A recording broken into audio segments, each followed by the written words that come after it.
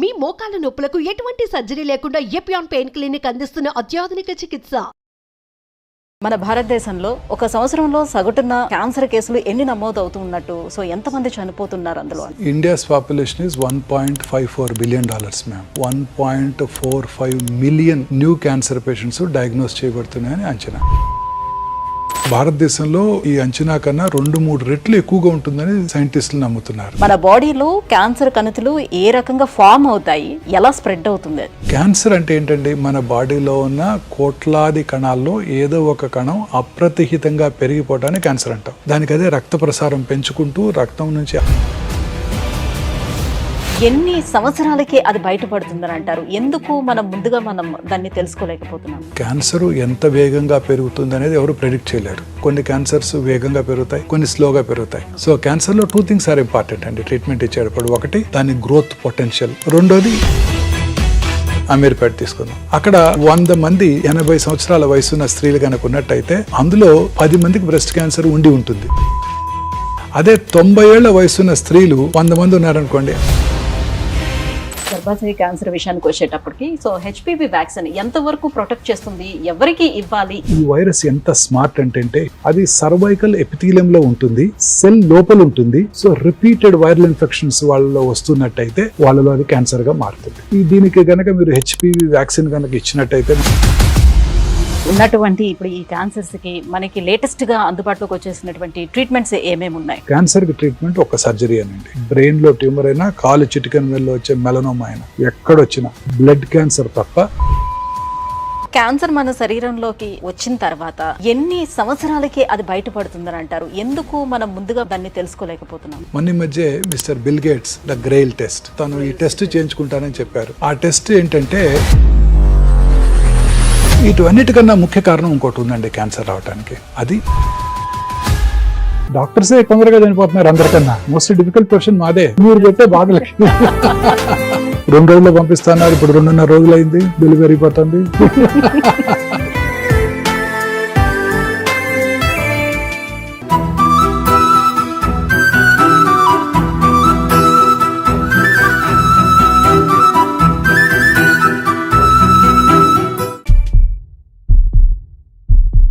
Hello sir. నమస్తే అండి. Sir, మన భారతదేశంలో ఎక్కువ మరణాలు మొదట గుండెపోటుతో ఎక్కువ మంది చనిపోతూ ఉంటే తర్వాత ప్లేస్లోనే క్యాన్సర్తోనే ఎక్కువ మంది చనిపోతున్నారని చెప్తున్నారు. సో ఒక సంవత్సరంలో సగటున క్యాన్సర్ కేసులు ఎన్ని నమోదు అవుతున్నట్టు, సో ఎంతమంది చనిపోతున్నారు అందులో? India's population is $1.54 billion, ma'am.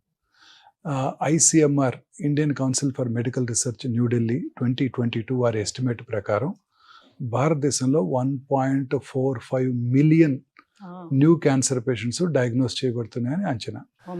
కానీ డాక్టర్స్ అండ్ సైంటిస్ట్ బిలీవ్ ఇది చాలా అండర్ రిపోర్టెడ్ అని. ఎందుకంటే చైనాస్ పాపులేషన్ మీరు చూసినట్టయితే $1.52 billion, అంటే మనకన్నా ఒక 2.5 థౌజండ్స్ తక్కువ, 200 to 500,000 తక్కువ. బట్ చైనాలో వచ్చే న్యూ క్యాన్సర్ పేషెంట్స్ ఎన్నో తెలుసా అండి? 4.5 మిలియన్, మనకన్నా 3 times ఎక్కువ. ఎందుకని అంత? ప్రాబబ్లీ ఇండియాలో cancer is not a notifiable disease. ఇప్పుడు ఉదాహరణకి పొద్దున్నే నేను ఒక కరోనా పేషెంట్ చూశాను అనుకోండి, ఇవాళ వెంటనే నేను నోటిఫై చేయాలి మున్సిపల్ అథారిటీస్కి, ఇవాళ కరోనా కేసు చూశాను బై లా. అదే ఇవాళ మార్నింగ్ 2-3 క్యాన్సర్ పేషెంట్, కొత్త పేషెంట్ చూసినా నేను ఎవరికి నోటిఫై చేయాల్సిన అవసరం లేదు, వాళ్ళని సక్రమంగా ట్రీట్ చేస్తే చాలు. So it is not a notifiable disease. కాబట్టి అందరూ నోటిఫై చేయకపోవటం వలన క్యాన్సర్ సంఖ్య తక్కువగా చూపించబడుతుందని అందరూ నమ్ముతున్నారు. భారతదేశంలో ఈ అంచనా కన్నా 2-3 రెట్లు ఎక్కువగా ఉంటుందని సైంటిస్టులు నమ్ముతున్నారు. చాలా చోట్ల క్యాన్సర్ని నోటిఫై చేసే సదుపాయం లేదు. ఇప్పుడు ఇవన్నీ కూడా ట్యూమర్ రిజిస్ట్రీ నుంచి తీసుకునే data. Madras metropolitan tumour registry, New Delhi, Bengaluru, Calcutta. In fact హైదరాబాద్లో ట్యూమర్ రిజిస్ట్రీయే లేదు. హైదరాబాద్లో పాపులేషన్ బేస్డ్ ట్యూమర్ రిజిస్ట్రీ లేదు, only hospital based tumour registries ఉన్నాయి. పాపులేషన్ బేస్డ్ ట్యూమర్ రిజిస్ట్రీస్ అంటే మొత్తం హైదరాబాద్లో ఉన్న అన్ని ల్యాబ్స్, అందరు డాక్టర్స్ని కవర్ చేసి వాళ్ళందరి దగ్గర నుంచి నెంబర్ ఆఫ్ క్యాన్సర్ పేషెంట్స్ తీసుకొని కొన్ని రిపిటేషన్స్ ఉంటాయి. ఇవాళ ఎక్కడికి వస్తారు, రేపు ఇంకో చోటకి వెళ్తారు, వాటన్నిటిని కంప్యూటర్లో తీసివేసి డేటా ఇవ్వాలి. అలాంటి పాపులేషన్ బేస్డ్ ట్యూమర్ రిజిస్ట్రీ లేదు మనకి. సో ఇది గ్రాస్లీ అండర్ రిపోర్టెడ్. సైంటిస్టులు అందరూ నమ్మేది ఏంటంటే భారతదేశంలో minimum 3 to 4 million new cancer patients ప్రతి సంవత్సరం డయాగ్నోస్ చేయబడుతున్నాయని అంచనా. ఒకప్పుడు క్యాన్సర్ అని అంటే మనకి ఎక్కువగా అందరికీ తెలిసేది ఏంటంటే బ్లడ్ క్యాన్సర్, లుకేమియా, ఇది మాత్రమే తెలుస్తూ ఉండేది. ఇప్పుడు ప్రతి బాడీలో ఉన్న ప్రతి అవయవానికి క్యాన్సర్ కంతులు అనేవి వస్తూ వెరీ ఉన్నాయి. ట్రూ, సో ఎందుకు అలా పెరిగిపోతూ వెళ్ళిపోతుంది అంటారు? ఏంటి రీజన్ అయి ఉండొచ్చు? మన బాడీలో క్యాన్సర్ కణుతులు ఏ రకంగా ఫామ్ అవుతాయి, ఎలా స్ప్రెడ్ అవుతుంది? టూ థింగ్స్ అండి. ఫస్ట్ ఈజ్ క్యాన్సర్ ఎలా ఫార్మ్ అవుతుంది, రెండోది ఎందుకు అవుతుంది. క్యాన్సర్ అంటే ఏంటండి, మన బాడీలో ఉన్న కోట్లాది కణాల్లో ఏదో ఒక కణం అప్రతిహితంగా పెరిగిపోవటాన్ని క్యాన్సర్ అంటాం. బాడీలో రెగ్యులేటరీ మెకానిజమ్స్ ఉన్నాయండి, గ్రోత్. ఇప్పుడు ఉదాహరణకి మన చిన్నప్పుడు నోస్ ఇంత ఉండేది, ఇప్పుడు ఇంత పెద్దదైంది, ఇంకా పెరగలేదే, కంటిన్యూస్గా పెరగలేదే. బాడీలో రెగ్యులేటరీ మెకానిజమ్స్ ఉన్నాయి. నోస్ ఇంతవరకే పెరుగుతుంది, లిప్స్ ఇంతవరకే పెరుగుతాయి. చిన్నప్పుడు చెవి చిన్నదిగా ఉండేది, ఇక్కడ తాగిపోయింది, ఏనుకేమో బాగా పెరిగిపోతుంది. అట్లా రెగ్యులేటరీ మెకానిజమ్స్ ఉన్నాయి. ఆ రెగ్యులేటరీ మెకానిజమ్స్ని ఓవర్కమ్ చేసి ఈ కణజాలం పెరిగిపోవటాన్నే క్యాన్సర్ అంటారు. ఇప్పుడు బాడీలో ఏదో ఒక కణం, లివర్లో ఉన్న కణం కానివ్వండి, ఐబాల్లో ఉన్న కణం కానివ్వండి, బ్రెయిన్లో కానివ్వండి, ఎక్కడో చోట బ్లడ్లో ఉన్న కణం కానివ్వండి, అది డివైడ్ అవుతూనే ఉంటుంది. ఒక కణం 2 అవుతుంది, 2 4 అవుతాయి, 4 8 అవుతాయి, 8 16 అవుతాయి. దానికి అదే రక్త ప్రసారం పెంచుకుంటూ, రక్తం నుంచి ఆహారం తీసుకుంటూ పెరిగిపోతూనే ఉంటుంది. పెరగటమే కాకుండా అదే రక్తనాళాల ద్వారా శరీరంలో ఇతర భాగాలకు కూడా పాకుతూ ఉంటుంది. అది క్యాన్సర్. ఇలా పాకుతూ ఉండే స్వభావం కలిగిన ఈ పెరుగుతూ ఉండే గడ్డల్నే మనము క్యాన్సర్ అంటాం. క్యాన్సర్ అంటే గ్రీకు భాషలో పీత అని అర్థం. మనం తెలుగులో పీత అంటాం, ఇంగ్లీష్లో క్రాబ్ అంటాం. గ్రీకు దేశస్తులు వాళ్ళ భాషలో క్యాన్సర్ అంటే పీతలు తినావా అనే బదులు క్యాన్సర్ తినావా అని అడుగుతారు వాళ్ళ దేశంలో వాళ్ళు. సో వారఫలాల్లో కూడా క్యాన్సర్ బొమ్మ పక్కన పీత బొమ్మే ఉంటుంది. తెలుగులో కర్కాటకము అంటాం. సో ఇప్పుడు క్యాన్సర్ మన శరీరంలోకి ప్రవేశించిన తర్వాత, వచ్చిన తర్వాత ఎన్ని సంవత్సరాలకి అది బయటపడుతుందని అంటారు? ఎందుకు ముందుగా మనం దాన్ని తెలుసుకోలేకపోతున్నాం? We really don't know ma'am. Cancer ఎంత వేగంగా పెరుగుతుంది అనేది ఎవరు ప్రెడిక్ట్ చేయలేరు. అందుకే ఒక సీనియర్ సర్జను ఇలా అన్నారు, the unpredictable biological behaviour of the cancer makes the most predictable treatment unpredictable.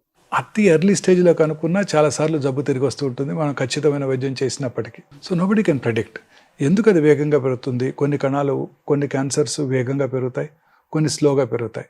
దాన్నే క్యాన్సర్ పెరిగే స్వభావాన్ని గ్రేడ్ అని కూడా అంటుంటారు. దాన్నే malignant potential of the cancer అని కూడా అంటుంటారు. సో అది very important factor in treatment of cancer. So క్యాన్సర్లో 2 things ఆర్ ఇంపార్టెంట్ అండి ట్రీట్మెంట్ ఇచ్చేటప్పుడు. ఒకటి దాని పెరిగే స్వభావం, దాని growth potential.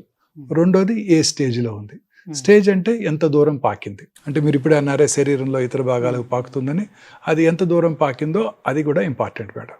So growth potential, ఎంత దూరం పాకింది, ఈ రెండే క్యాన్సర్ యొక్క ట్రీట్మెంట్ని నిర్ణయిస్తాయి. క్యాన్సర్ నుంచి క్యూర్ అవుతుందా లేదా కూడా నిర్ణయిస్తాయి. అంటే వచ్చిన ప్రతి క్యాన్సర్కి సర్జరీ అనేది ఒక్కటే పరిష్కారంగా ఉంటుందా, లేకపోతే డిపెండ్ ఆన్ క్యాన్సర్ మీరు సర్జరీ చేస్తారా? ఆల్టర్నేట్ ఆప్షన్స్ ఏమైనా ఉన్నాయా, ట్రీట్మెంట్ ఆప్షన్స్? అంటే that depends on the type of cancer madam. ఇప్పుడు ఇందాక మీరు అడిగారు అసలు ఎలా స్టార్ట్ అవుతుంది బాడీలో అని కూడా. మన బాడీలో అబౌట్ 22,000 ప్రోటాన్ కోడింగ్ జీన్స్ ఉన్నాయి. మన బాడీ జెనోమిక్ మ్యాపింగ్ అయిపోయింది, Watson and Crick Nobel prize కూడా వచ్చింది. So 22,000 protein coding genes, equally good number of non protein coding genes కూడా ఉన్నాయండి.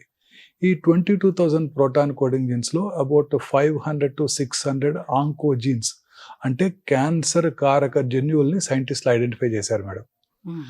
ఆ క్యాన్సర్ కారక జన్యువుల్లో వచ్చే మ్యూటేషన్స్ ఆధారంగానే క్యాన్సర్ వస్తుంది. సో ఇప్పుడు సైంటిస్ట్ బిలీవ్ చేసేది ఏంటంటే ఆ మ్యూటేషన్ కనుక మనం ఐడెంటిఫై చేసి దాన్ని ట్రీట్ చేసే డ్రగ్ కనుక ఉన్నట్టయితే క్యూర్ కూడా చేయవచ్చు. అలా ఇప్పుడు చాలా రకాల క్యాన్సర్స్కి ఆ డ్రగ్, ఆ క్యాన్సర్ కారకమైన మ్యూటేషన్ ఐడెంటిఫై చేసి దాన్ని ట్రీట్ చేసే డ్రగ్స్ ఇవ్వడం వల్ల చాలా క్యాన్సర్స్ని కంట్రోల్లో ఉంచగలుగుతారు. ఏ స్టేజ్లో ఉన్నా కూడా యు ఆర్ అబ్సల్యూట్లీ రైట్ కలుగుతున్నారు. ఈ మ్యూటేషన్ కలిగించే ఎగ్జోమ్స్ కూడా ఐడెంటిఫై చేసి క్యాన్సర్ రావటాన్ని కూడా ముందుగా చెప్పేస్తున్నారు. ఇప్పుడు ఇంతకుముందు క్యాన్సర్ వచ్చాకే మీరు అన్నారే క్యాన్సర్ లేట్ స్టేజెస్లోనే కనుక్కుంటాం, క్యాన్సర్ ఎర్లీగా కనుక్కోలేరు, అది ఎంతకాలం పడుతుంది ఇలా పాకటానికి అని కూడా అడిగారు. So nobody knows. ఇప్పుడు క్యాన్సర్ రాకముందే క్యాన్సర్ రావటాన్ని పసిగట్టవచ్చు. మొన్న మధ్య మిస్టర్ బిల్ గేట్స్ ఒక పోడ్కాస్ట్లో మిస్టర్ నిఖిల్ కామత్తో, జెరోదా CEO అండ్ కో-ఫౌండర్, వారితో మాట్లాడుతూ తను ఈ టెస్ట్ చేయించుకుంటానని చెప్పారు, ద గ్రెయిల్ టెస్ట్. ఆ టెస్ట్ ఏంటంటే మనం ముందుగానే ఒక చిన్న బ్లడ్ టెస్ట్ కానీ స్వాబ్ టెస్ట్, బకల్ స్వాబ్ టెస్ట్లో ఎగ్జోమ్స్ని ఐడెంటిఫై చేసి ఈ ఎగ్జోమ్సే ఈ జెనెటిక్ మ్యూటేషన్ని ట్రిగ్గర్ చేస్తాయి కాబట్టి వాటిని ఐడెంటిఫై చేసి క్యాన్సర్ రావటాన్ని ముందుగా చెప్పేయచ్చు. అంటే నెక్స్ట్ ఇయర్ నీకు ప్యాంక్రియాటిక్ క్యాన్సర్ వస్తుంది, ఆ పై ఇయర్ నీకు బ్లడ్ క్యాన్సర్ వస్తుంది అంటే- ముందే చెప్పగలం. ఓకే, అంటే ఏ అవయవానికి వస్తుంది అనేది కూడా చెప్పేస్తారు. 77 క్యాన్సర్స్ చెప్పగలుగుతాం. That's great. ఒక చిన్న ఉదాహరణ చెప్తాను. మీరు ఆ సినిమా చూసారా, వారసుడు అని? విజయ్, Yeah. దళపతి విజయ్ వారస్. బట్ నాకు గుర్తులేదు. గుర్తులేదు. అందులో ఫస్ట్ 5 మినిట్ ఫస్ట్ దానికోసమే చూశాను. ఆ విజయ్ ఫాదర్ శరత్ కుమార్ కి అతని ఫ్రెండ్, క్లోజ్ డాక్టర్ ఫ్రెండ్ ప్రభు వచ్చి చెప్తాడు, నీకు అడ్వాన్స్డ్ ప్యాంక్రియాటిక్ క్యాన్సర్ డయాగ్నోస్ అయింది, నీకు ఓన్లీ 6 months ఆఫ్ లైఫ్ ఉందని. సో ఈ టెస్ట్ కనుక ఆ వారసుడు సినిమాలో మిస్టర్ శరత్ కుమార్ ముందుగా చేయించుకున్నట్టయితే 2 ఏళ్ల ముందే తెలిసిండేది నీ క్యాన్సర్ వస్తుందని. రెగ్యులర్ గా చెక్ చేయించుకుంటూ దాన్ని ఎర్లీగా పట్టుకుంటే క్యూర్ కూడా అయ్యేది. ఇప్పుడు జెనెటికల్ గా ఉన్నది అంటే మన ఫాదర్స్ కి ఎవరికైనా ఉన్నదేనంటే నాకు వచ్చే అవకాశం ఉంటుందేమోనని కొంచెము ముందు జాగ్రత్తతోటి చేయించుకునే వాళ్ళు ఉంటారు, కానీ నార్మల్ పర్సన్స్ ఎంతవరకు అసలు దీని మీద ఇంట్రెస్ట్ చూపిస్తారు? ఎవరు చేయించుకుంటున్నారు? చాలా మంది చేయించుకుంటున్నారు మేడం, వందల మంది చేయించుకుంటున్నారు. మిస్టర్ బిల్ గేట్స్ అదే చెప్పేది, తను రెగ్యులర్ గా చేయించుకుంటానని చెప్తున్నారు ఆయన. Okay. So health has become a priority madam world over. అన్నిటినీ కాంకర్ చేసాము. ఇప్పుడు కర్నరీ ఆర్టరీ డిసీజ్ని కాంకర్ చేసాము, కరోనాని కాంకర్ చేసాము, సెరిబ్రోవాస్కులర్ యాక్సిడెంట్స్ని కాంకర్ చేసాము, ప్లేగు, ఇన్ఫెక్షస్ డిసీజ్ని కాంకర్ చేసాము. ఇక మిగిలింది ఇది ఒక్కటే, క్యాన్సరే. ఏజ్ పెరిగే కొలది క్యాన్సర్ వచ్చే అవకాశాలు ఎక్కువ అవుతున్నాయి. ఎంతో మందిని చూస్తున్నారు, వివిఐపీస్ని, Miss Sonali Bendre, Mrs Manisha Koirala, Mr Rishi Kapoor, Mr Irrfan Khan, చాలా మంది వీళ్ళందరూ కూడా లేట్ స్టేజ్ క్యాన్సరే డయాగ్నోస్ చేయబడ్డారు. అంతదాకా ఎందుకండి, మీరు వాడే iPhone owner Mr Steve Jobs, వారందరూ లేట్ స్టేజ్ క్యాన్సర్లో డయాగ్నోస్ చేయబడి చాలా మంది ప్రాణం కూడా కోల్పోయారు. Mr Steve Jobs, Mr Rishi Kapoor, Mr Irrfan Khan. So వాళ్ళందరూ కనుక ఈ టెస్ట్ ముందుగా చేయించుకున్నట్టయితే క్యాన్సర్ రావడానికి పసిగట్టేవాళ్ళం. ఓకే. పసిగట్టినట్టయితే ముందుగా రెగ్యులర్ గా స్క్రీనింగ్ చేయించుకోవడం అంటే ఆ టెస్ట్ ఇప్పుడు మన ఇండియాలో కూడా అవైలబుల్ గా ఉంది. Yes, okay. మనం ముందుగా దాన్ని చేయించుకున్నట్టయితే మనం ముందుగా క్యాన్సర్ స్క్రీనింగ్ చేసుకుంటూ ఒక ఇండివిజువల్కి ప్రాస్టేట్ క్యాన్సర్ వచ్చే అవకాశం ఉందని ముందుగా చెప్తే ఆయన ఏం చేస్తారు, రెగ్యులర్గా నెలకోసారి పిఎస్ఏ చేయించుకుంటారు, 2 నెలలకోసారి అల్ట్రాసౌండ్ చేయించుకుంటారు. ప్రాస్టేట్ సైజ్ పెరుగుతుందంటే ఇమీడియట్గా మళ్ళీ ఒకసారి పిఎస్ఏ చేయించుకొని, అవసరమైతే బయాప్సీ చేయించుకొని ఎర్లీగా ఉన్నప్పుడే ట్రీట్మెంట్ తీసుకుంటే క్యూర్ అయిపోతుంది. అలా కాకుండా 2 ఏళ్ల తర్వాత ఆ క్యాన్సర్ బాడీ అంతా పాకిపోయాక అనుకుంటే క్యూర్ అయ్యే అవకాశాలు తగ్గిపోతాయి కదండి. That is the advantage. But చాలా మందిలో ఉన్నటువంటి భావన ఏంటంటే క్యాన్సర్ వన్స్ వచ్చింది అని అంటే మనం ట్రీట్మెంట్ తీసుకున్నా కూడా మన లైఫ్ స్పాన్ కొంచెం పెంచుకోవడానికి తప్పితే గానీ అది పూర్తిగా తగ్గే అవకాశం మేడం. మిస్టర్ యువరాజ్ సింగ్ ఒక వరల్డ్ కప్ అయిపోయిన తర్వాత క్యాన్సర్ ఉందని తెలుసుకున్నారు, ఆ తర్వాత క్యాన్సర్ ట్రీట్మెంట్ తీసుకున్నారు. నెక్స్ట్ వరల్డ్ కప్కి చక్కగా ఆడి ఇండియాకి వరల్డ్ కప్ గెలిచిపెట్టారు. ఇవాళే పేపర్లో వచ్చింది, ఆయన మిస్టర్ సచిన్ తెందుల్కర్తో, మిస్టర్ విరాట్ కోహ్లీతో కలిపి అక్కడ క్యాన్సర్ పేషెంట్స్కి, క్యాన్సర్ సర్వైవర్స్కి ఫండ్ సేకరిస్తున్నారు. ఇవాళ పేపర్లో చూశాను, ఇన్ లండన్లో ఇవాళే. చూడండి అతన్ని. అలాగే మన సినిమా మహేష్ బాబు గారితో యాక్ట్ చేశారు. మహేష్ బాబు, బిపాసా బాసు, లీజా రే, టక్కరి దొంగ. ఆ అమ్మాయికి ఆ సినిమా అయిపోయిన తర్వాత డ్రెడెడ్ మల్టిపుల్ మైలోమా డయాగ్నోస్ చేశారు. ఆ అమ్మాయి peripheral blood stem cell transfer చేయించుకొని క్యూర్ అయిపోయి ఇప్పుడు అనేక చారిటీ యాక్టివిటీస్, బుక్స్ కూడా రాస్తుంది మల్టిపుల్ మైలోమా పేషెంట్స్ హెల్ప్ చేయడం కోసం. చాలా మంది ఉన్నారు. తర్వాత సోనాలి బింద్రే గారు 4th stage లో ఉన్నప్పటికీ లైఫ్ కంటిన్యూ అవుతుంది. మిస్ మనీషా కొయిరాలా గారు 4th stage లో కనుక్కున్నప్పటికీ ఇప్పటికి 6 ఏళ్ళు 7 ఏళ్ళు అయిపోయింది, చక్కగా ఉన్నారు, మూవీస్ లో కూడా యాక్ట్ చేస్తున్నారు. రిపీటెడ్ గా వచ్చే అవకాశం ఇది ఎంత మేరకు ఉంటుంది? అంటే కంటిన్యూస్ గా ఈ స్క్రీనింగ్ అనేది వాళ్ళు చేయించుకుంటూ ఉండాలా, రెగ్యులర్ చెక్ చేసుకుంటూ ఉండాలి. ఇంకొక very important interesting example mister lance Armstrong. ఆయనకి 1997లో 4th stage testicular cancer diagnose చేశారు. బ్రెయిన్ లో మెటాస్టిస్ ఉన్నాయి. బ్రెయిన్ మెటాస్టసిస్ కి సర్జరీ చేయించుకున్నారు, ప్రైమరీ టెస్టిస్ లో ఉంది. అది క్యూర్ అయ్యి 1999 నుంచి 2005 వరకు 6 సార్లు వరల్డ్ సైక్లింగ్ ఛాంపియన్షిప్ గెలిచారు. Real test of endurance. 2200 కిలోమీటర్లు to the valleys and mountains of France 17 రోజుల్లో కంప్లీట్ చేశారు. 6 సార్లు కంటిన్యూస్ గా సక్సెసివ్ గా గెలిచారు. క్యాన్సర్ ని ఓడించి, 4th stage క్యాన్సర్ ని ఓడించి అంత ఫిట్ గా ఉన్నారు. మన చరిత్రలో ఎంతో మంది చూస్తున్నాం కదండి, క్యాన్సర్ వచ్చి క్యూర్ అయ్యి. యువరాజ్ సింగ్, లాన్స్ ఆమ్స్ట్రాంగ్, చాలా మంది చిన్న చిన్న పిల్లలండి, చాలా చక్కగా వాళ్ళు. ఇప్పుడు క్యాన్సర్ రాగానే అందరూ డిప్రెషన్ లోనవుతారు. ఒక అమ్మాయి తెలుగులో యాక్ట్ చేస్తుంది. ఆ అమ్మాయి చాలా ఐటమ్ సాంగ్స్ లో చేస్తుంది. I suddenly forgot her name. అమ్మాయికి ట్రిపుల్ నెగటివ్ బ్రెస్ట్ క్యాన్సర్ అని డయాగ్నోస్ చేశారు. ఓకే. చేశాక ఆ తర్వాత ఆ అమ్మాయి ట్రీట్మెంట్ తీసుకుని BRCA1 పాజిటివ్ ఉందని తెలుసుకున్నారు. BRCA1 పాజిటివ్ ఉంటే ఆ అమ్మాయికి ఆపోజిట్ బ్రెస్ట్లో వచ్చే క్యాన్సర్ వచ్చే అవకాశం 90%, ఓవరీలో క్యాన్సర్ వచ్చే అవకాశం 60%. అది కూడా ట్రీట్మెంట్ అయిపోయిన తర్వాత మళ్ళీ అంతే బ్యూటిఫుల్గా ఆమె రెడీ అయ్యి డూ యూ మిస్ మీ అని ఒక ట్వీట్ చేశారు. చూడండి, అమ్మాయికి 36 years, క్యాన్సర్ రాగానే అందరూ డిప్రెషన్కి లోన్ అవుతారు. ఆమె చూడండి ఎంత యాక్టివ్గా ఆ క్యాన్సర్ని జయించి చక్కగా అదే స్మైల్ ఇస్తూ మళ్ళీ ట్వీట్ చేశారు. సో ఇండియాలో ఎక్కువగా వచ్చే క్యాన్సర్స్ ఏమున్నాయి సార్? మోస్ట్లీ పురుషుల్లో ఒక సిస్టమ్ కనుక చూసినట్టయితే gastrointestinal tract cancers about 2,20,000 new cancers. ఆ తర్వాత oral cavity cancers, lung cancers చాలా కామన్ గా చూస్తున్నామండి. స్త్రీలలో surprisingly breast cancer is the commonest cancer. 2,04,000 new cancer patients per annum breast alone in India. And ప్రతి సంవత్సరం 30,000 న్యూ క్యాన్సర్ కేసెస్ యాడ్ అవుతాయని ICMR వారి అంచనా. అంటే బై 2030కి we'll have about 4 lakh new cancer patients in breast alone.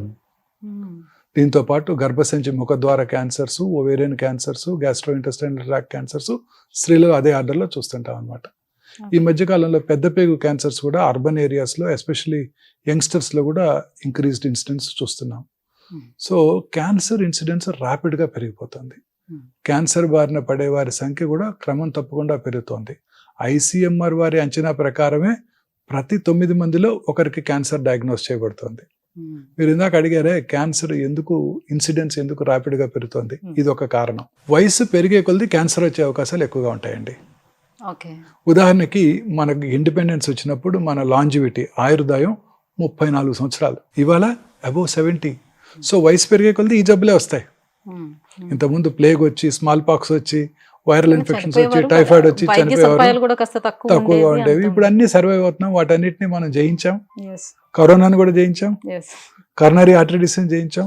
ఇప్పుడు ఎక్కువ మంది ఈ డిసీజ్ బారిన పడుతున్నారు. సో ఉదాహరణకి ఒక పర్టికులర్ జియోగ్రాఫికల్ ఏరియాలో అమీర్పేట తీసుకుందాం. అక్కడ 100 మంది 80 సంవత్సరాల వయసున్న స్త్రీలు కనుక ఉన్నట్టయితే అందులో 10 మందికి బ్రెస్ట్ క్యాన్సర్ ఉండి ఉంటుంది. It is so common. అదే 90 ఏళ్ల వయసున్న స్త్రీలు 100 మంది ఉన్నారనుకోండి, అదే అమీర్పేటలో 16 మందిలో బ్రెస్ట్ క్యాన్సర్ ఉంటుంది. సో వయసు పెరిగే కొలది ఈ బ్రెస్ట్ క్యాన్సర్ వచ్చే అవకాశాలు ఎక్కువ. ఎంత ఏజ్ దాటిన తర్వాత ఎప్పటికప్పుడు స్క్రీనింగ్ చేయించుకుంటూ ఉండాలి వాళ్ళు? కొన్ని రిస్క్ గ్రూప్స్ చిన్నప్పటి నుంచే చేయించుకోవాలి, అదర్వైజ్ 50 తర్వాత మాత్రం రెగ్యులర్గా చేయించుకోవాలి. ఉదాహరణకి పురుషులు సంవత్సరానికి ఒకసారి PSA టెస్ట్, అలాగే స్మోకింగ్ హిస్టరీ ఉన్న వాళ్ళు 6 నెలలకు ఒకసారి లో డోసేజ్ CT స్కాన్తో CT స్కాను, కొంతమందికి కోలన్ క్యాన్సర్ హిస్టరీ ఉన్నట్టయితే కొలనోస్కోపీ లేదా sigmoidoscopy, faecal occult blood testing. స్త్రీలైతే రిస్క్ ఫ్యాక్టర్స్ ఉన్నట్టయితే 30, 35, 40 మ్యామోగ్రఫీ పరీక్ష, 30 నుంచే pap smear testing regular gynaecological examination, వారికిగా వారు రెగ్యులర్గా చెక్ చేసుకోవటం, బ్రెస్ట్ ఎగ్జామినేషన్, సెల్ఫ్ ఎగ్జామినేషన్. కానీ మ్యామోగ్రఫీ వచ్చేసి మనకి 45 తర్వాత గానీ చేయరు అని చెప్తూ అలానే లేదు మేడం. రిస్క్ గ్రూప్స్ 30 yearsకే చేస్తారు. మ్యామోగ్రఫీ వర్క్స్ అనే ప్రిన్సిపల్ ఆఫ్ కాంట్రాస్ట్. మ్యామోగ్రఫీ మీద మీరందరికీ చాలా అపోహలు ఉన్నాయండి. మ్యామోగ్రఫీ వల్ల రేడియేషన్ ఎక్స్పోజర్ ఎక్కువ ఉంటుంది, మ్యామోగ్రఫీ వల్లనే క్యాన్సర్ వచ్చేస్తుంది అని. అది పూర్తిగా అపోహ మాత్రమే మేడం. ఇప్పుడు కొత్త డిజిటల్ మ్యామోగ్రఫీతో రేడియేషన్ ఎక్స్పోజర్ చాలా తక్కువ. అలాగే మ్యాగ్నిఫైడ్ వ్యూ, అలాగే కోన్ డౌన్ వ్యూ తీసుకోవాలన్నా కూడా by the switch off press of a button you will get it. You don't have to recall, మళ్ళీ పిలిచి మళ్ళీ మ్యామోగ్రామ్ చేయాల్సిన అవసరం లేదు డిజిటల్ మ్యామోగ్రఫీ మెషిన్స్తో. అలాగే 3D మ్యామోగ్రఫీ మెషిన్స్ కూడా అందుబాటులోకి వచ్చాయి. ఆ తర్వాత ఇప్పుడు కొన్ని డౌట్ఫుల్ కేసెస్కి MR మ్యామోగ్రామ్ చేస్తున్నాం, అసలు రేడియేషన్ ఎక్స్పోజరే లేకుండా.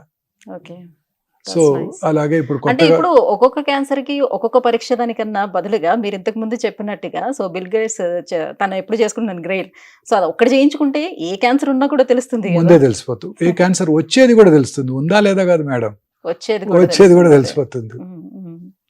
ఒక ఆర్టికల్ చదివాను సార్, ఒక ఈస్ట్ గోదావరి డిస్టిక్ లో బలభద్రపురం అనే ఒక విలేజ్ లో, సో ఉన్నది చాలా తక్కువ మంది, అందులో ఆల్మోస్ట్ ఒక 70 members వరకు కూడా ఐడెంటిఫై చేశారు క్యాన్సర్ ఉన్నట్టుగా. సో అందరికి కూడా ఆల్మోస్ట్ అందరికి కూడా క్యాన్సర్ బారిన పడుతూ వస్తున్నారు, ఇంకా కూడా దానికి సంబంధించి సర్వే కూడా జరుగుతూ వస్తుంది. గ్రామస్తులు చెప్తున్నటువంటి మాట ఏంటంటే, సో మాకు ఇక్కడ దగ్గరలోనే కొన్ని కంపెనీస్ అవన్నీ కూడా ఫ్యాక్టరీస్ అవి వస్తున్నాయి. సో మాకు నీటి కాలుష్యం, గాలి కాలుష్యం అన్నీ అవుతుంది. మేబీ దానివల్లే మాకు వస్తుందేమోనని. బట్ ఇప్పుడు వరకైతే ఎటువంటి నిర్ధారణ అయితే జరగలేదు దేనివల్ల వస్తుందని అనేది. సో నిజంగానే నీటి, గాలి కాలుష్యం వల్ల ఎటువంటి క్యాన్సర్స్ వచ్చే అవకాశం ఉంటుంది వాళ్ళకి? అన్ని రకాల క్యాన్సర్స్కి అదే కారణం మేడం. ఓకే. మీరు ఇంతకుముందు బలభద్రపురం ఈ మధ్య న్యూస్లో విన్నారు. అంతకుముందు అదే కోస్టల్ ఆంధ్రప్రదేశ్లో ఒంగోలులో క్యాన్సర్ ఇన్సిడెన్స్ చాలా ఎక్కువ అండి. 15 ఏళ్ల క్రితమే we have adapted a village where the incidence of cancer చాలా ఎక్కువగా ఉన్నప్పుడే, ఒమేగా 2010లోనే. ఆ తర్వాత అందాకెందుకండి, మన Ramagundam super thermal power plant, coal ఎక్కడైతే బర్న్ చేస్తారో దానికి 1 కిలోమీటర్ రేడియస్లో అన్ని క్యాన్సర్సే వస్తాయి మేడం. కోల్ బర్న్ చేసినప్పుడు వచ్చే టాక్సిక్ గ్యాసెస్ అండి. తర్వాత అక్కడ ఇప్పుడు కొత్తగా ఓపెన్ కాస్ట్ మైన్స్, గ్రనైట్ కింద ఇప్పుడు కొత్తగా super fertilizer plant, complete pollution అండి. ఇక వచ్చేవి క్యాన్సర్సే ఉంటాయి వాళ్ళందరికీ. Industrial pollution is the main cause madam. ప్రపంచం అంతా ఇదే కారణం. అర్బన్ ఏరియాస్లో క్యాన్సర్ ఇన్సిడెన్స్ ఎందుకు ఎక్కువగా ఉంటుందండి? ఇదే కారణం, పొల్యూషన్. మనం తీసుకునే ఆహారము, ప్రాసెస్డ్ ఫుడ్స్, ఈ కంటామినేటెడ్ ఫుడ్స్, తర్వాత ఫెర్టిలైజర్స్, పెస్టిసైడ్స్. నేను మొన్న మధ్య ఒక చిన్న వీడియో కూడా చేశాను. క్యాన్సర్ ట్రైన్ అని ఒకటి ఉందండి. అది పంజాబ్లో బటిండా నుంచి బికనీర్ వెళ్తుందండి. బటిండాలో క్యాన్సర్ ట్రీట్మెంట్ ఫెసిలిటీస్ బాగా డెవలప్ అవ్వలేదు. బికనీర్లో ఒక ఎస్టాబ్లిష్డ్ గవర్నమెంట్ క్యాన్సర్ హాస్పిటల్ ఉందండి. ఈ ట్రైన్ రోజు ప్రతి రాత్రి ప్రయాణం చేస్తుంది. రాత్రి 9 గంటలకు ట్రైన్ ఎక్కితే పొద్దున్న 7 గంటలకు బికనీర్లో దిగుతారు ఫ్రీ. ఈ పంజాబ్లో వాడినంత ఫెర్టిలైజర్స్, పెస్టిసైడ్స్ ఎక్కడ వాడరండి. అక్కడ వాటర్ అంతా కూడా కంటామినేట్ అయిపోయింది. వాటరే కాదండి, తరతరాలుగా ఆ కంటామినేషను పీల్చి ఆ కంటామినేటెడ్ ఫుడ్స్ తిని తల్లి పాలు కూడా కంటామినేట్ అయిపోయాయండి. సో అక్కడ ఉన్నంత బటిండా డిస్ట్రిక్ట్లో ఉన్నంత క్యాన్సర్స్ భారతదేశంలో ఎక్కడా లేవండి. యాజ్ సచ్ పంజాబ్లో క్యాన్సర్ ఇన్సిడెన్స్ చాలా ఎక్కువ అండి.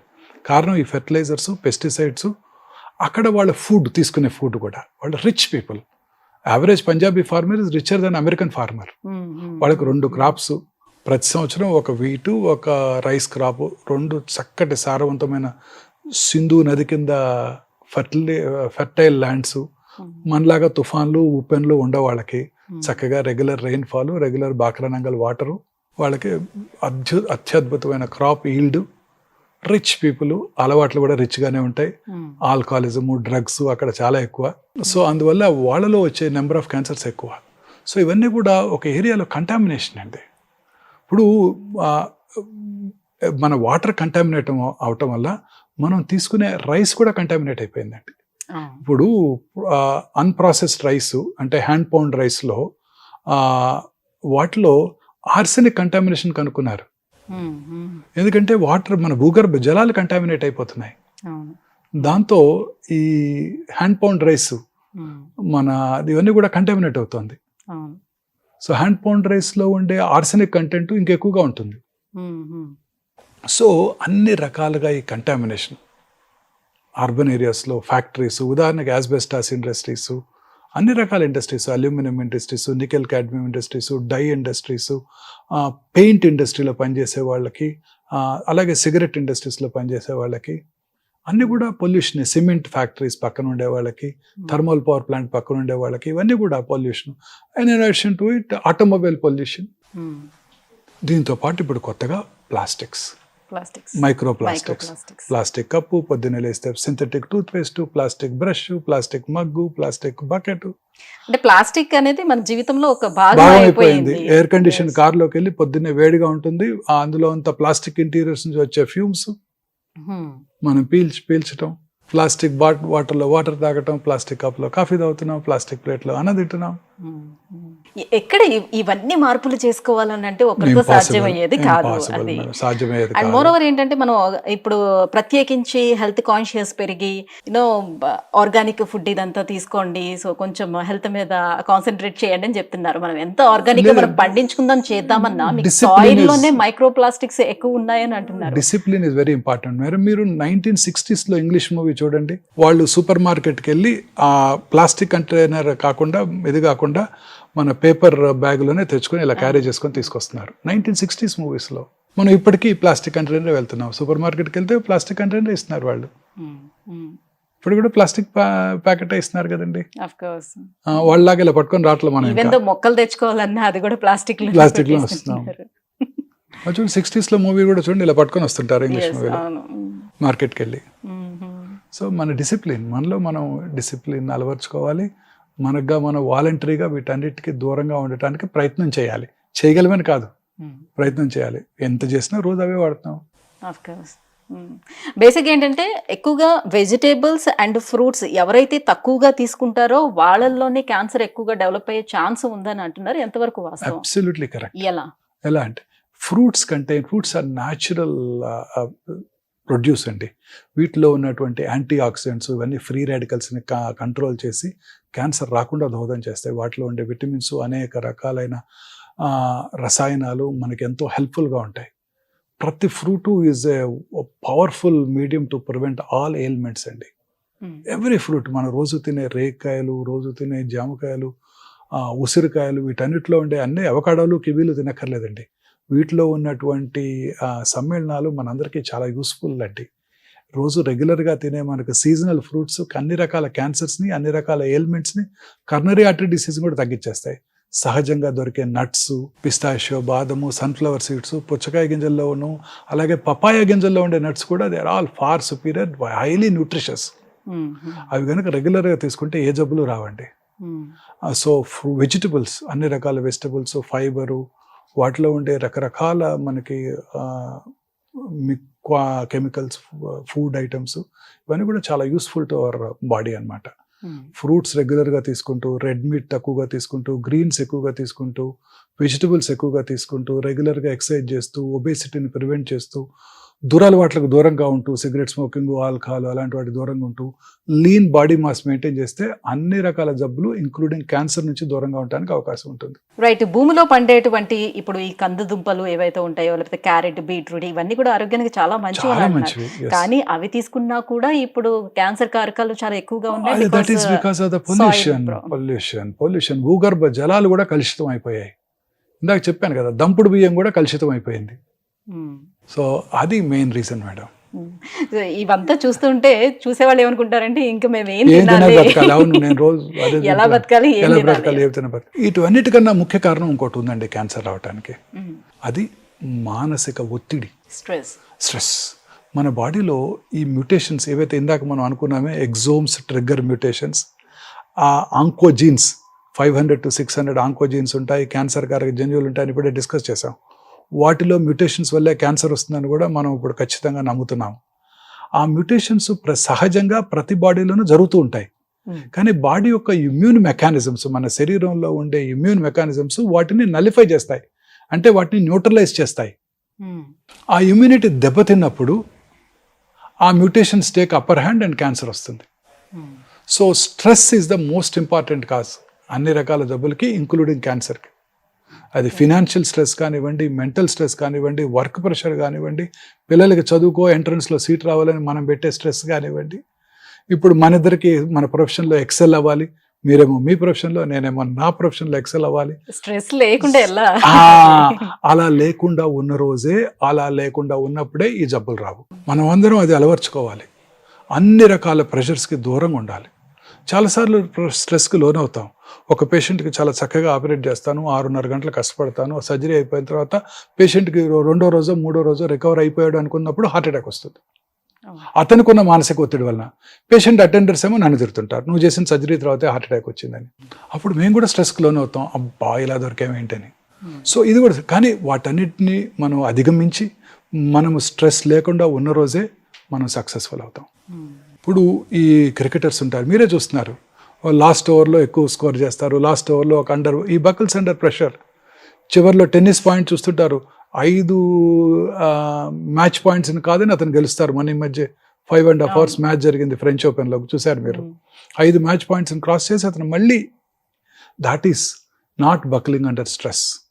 ఆ స్ట్రెస్ని ఓవర్కమ్ చేసిన అతనే సక్సెస్ఫుల్ అవుతాడు. టెన్నిస్ మ్యాచ్ విన్నర్ కానివ్వండి, డాక్టర్గా కానివ్వండి, యాంకర్గా కానివ్వండి. అదే ఆ స్ట్రెస్కి దూరంగా ఉండాలండి. మానసిక ఒత్తిడిని అధిగమించడానికి మనకుగా మనం ప్రాక్టీస్ చేయాలి. దాని మెడిటేషన్ అనండి, దేవుడి మీద నమ్మకం ఉంచడం అనివ్వండి, ఏదైనా కానివ్వండి. స్థిత ప్రజ్ఞత అంటారు తెలుగులో. That is very important. స్థిత ప్రజ్ఞత రావాలి అని అంటే చాలా చాలా ప్రాక్టీస్ చేయాలి, అదే కదా. ప్రాక్టీస్ చేయాలి. అది చేయగలిగిన రోజు ఏ జబ్బులు రావని నేను 100% గట్టిగా నమ్ముతున్నాను. క్యాన్సర్ని కూడా, క్యాన్సర్కి ఇంగ్లీష్ వైద్యం అంటే మా వైద్యం చేయించుకోకుండా క్యూర్ అవుతుందని కూడా నమ్ముతున్నానండి. ఇప్పుడు ఇన్ని సంవత్సరాల అనుభవం తర్వాత, 34 సంవత్సరాలుగా హైదరాబాద్లో ప్రాక్టీస్ చేస్తాను. ఇన్ని సంవత్సరాల అనుభవం తర్వాత నేను తెలుసుకుంది ఇదే. క్యాన్సర్ని మా ట్రీట్మెంట్ లేకుండా మీరు స్థిత ప్రజ్ఞతతో ఉండి జయించవచ్చు. రమణ మహర్షి గారు విన్నారు కదా, ఆయన క్యాన్సర్ వచ్చింది, ఆయనకి సాఫ్ట్ టిష్యూ సార్కమా వస్తే అడియార్లో మా బాస్ కృష్ణమూర్తి గారు ఆపరేషన్ చేశారు. ఆయన చెప్పారు, కృష్ణమూర్తి గారు ఆయన ఓన్ మాకు చెప్పారు, వారు ఎనస్థీషియా తీసుకోకుండా సర్జరీ చేయించుకున్నారంట. అలా చిరునవ్వుతూ నవ్వుతూ సిస్టర్స్ చెప్పేవారు మాకు, సీనియర్ సిస్టర్స్, మేము అప్పుడు లేము. ఆ తర్వాత ఆయన ఏమి ట్రీట్మెంట్ తీసుకోలేదు, నిండు కాలం బ్రతికారు.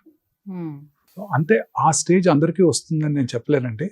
ఆ స్టేజ్ రావడానికి ఆయన ఎంతో సాధన చేశారు. ఆయన మహర్షి, ఆయన సాధన చేశారు.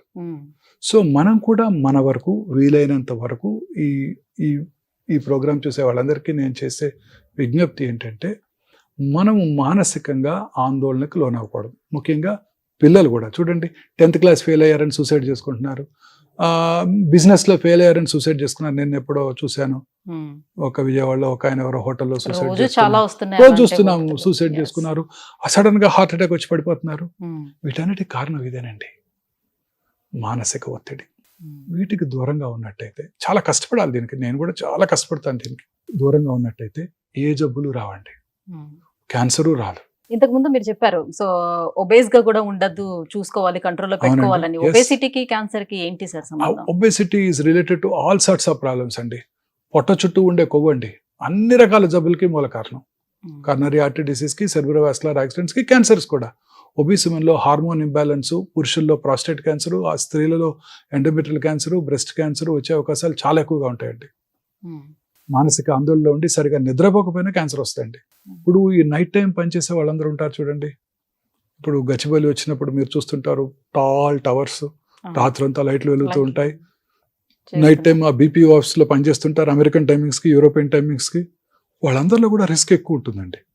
చక్కగా మీరు 7 భోజనం చేసేసి 8 ఈ మొబైల్ ఫోన్ చూడకుండా, టీవీ చూడకుండా 8:30 మీరు నిద్రపోయారనుకోండి, పొద్దున్నే 12:30 నుంచి 1:30 లోపల మీ బాడీలో రాత్రి లైట్ లేకుండా పడుకోవాలండి.